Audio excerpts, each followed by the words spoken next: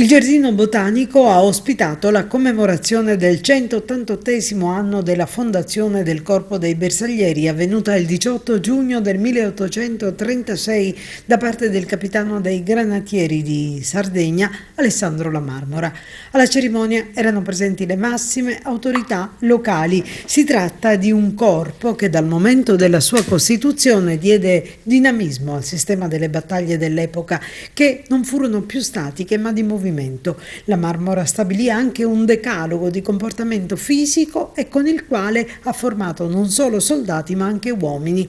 Da allora i bersaglieri hanno partecipato a tutto quello che è avvenuto sul territorio nazionale e non, presenti in tutte le guerre e le battaglie.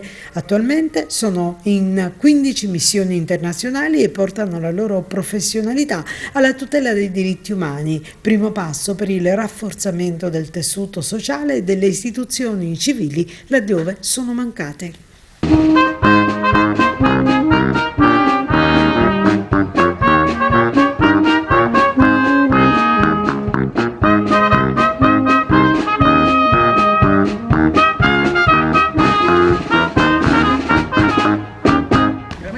Attenti! Onori al gonfalone del libero consorzio di Agrigento.